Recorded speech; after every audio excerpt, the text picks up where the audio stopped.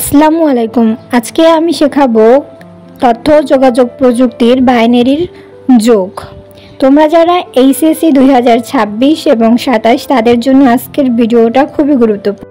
বাইনারির যোগ সাধারণ নিয়মে করা যায় না, যেহেতু বাইনারি সংখ্যা ডিজিটাল ইলেকট্রনিক্স হওয়ার কারণে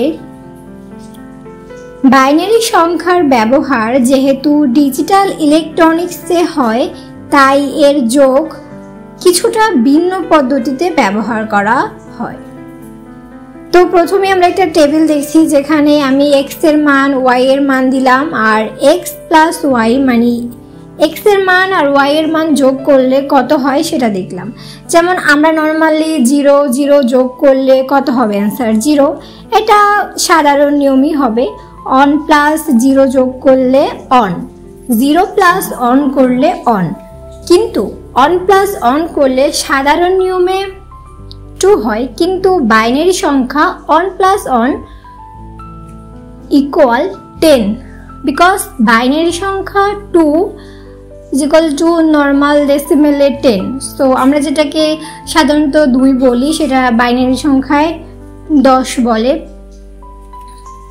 তাই 10 এর ডান দিকের সংখ্যাটা যেহেতু 0, তাই অন আর অন যোগ করলে 0 হবে। আমাদের ক্যারি থাকলো অন, তো x plus y equal one plus one equal 0।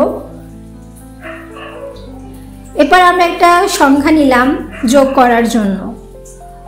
তো তোমরা বাসায় এগুলো প্র্যাকটিস করবা, যেমন on on point on 0, on 0 on point 01। এখানে ডান দিক থেকে যোগ করা শুরু করতে হবে। 0 প্লাস অন, 0 অন যোগ করলে কত হয়, অন। তো এটা ডান দিক থেকে লিখতে হবে। তারপরে অন 0 যোগ করলে অন, দশমিক দশমিক সংখ্যা বসিয়ে দেব। তারপর অন অন যোগ করলে কত হয়, 10। তো 10 এর তো 10 বসানো যাবে না, ডান দিকে 0 বসাতে হবে। এখানে ক্যারি থাকে অন, তো ক্যারি হচ্ছে আবার 0 এর সাথে যোগ করব, তাহলে হবে অন, আর উপরে আসে অন। অন অন যোগ করলে আবারও 0 বসবে, ক্যারি অন থাকবে। আবার ক্যারি থাকে অনের সাথে, ক্যারি অন যোগ করলে 10, 10 এর 0, আবার ক্যারি থাকে, এই ক্যারি শেষে বসিয়ে দেব। আমরা আরেকটা ম্যাথ দেখি। যোগ করা খুবই সহজ, শুধুমাত্র ওই যে অন অন যোগ করলে 10 হয়, 10 এর 0 বসাতে হয়, এটা একটু ডিফারেন্ট।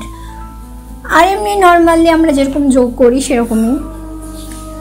তো এটাও ডান থেকে 0 0 বসে যাবে, 0 অনের অন দশমিক, তারপরে অন অন যোগ করলে 0 বসাবো, ক্যারি অন থাকে, তো ক্যারি অন বসিয়ে দেবো।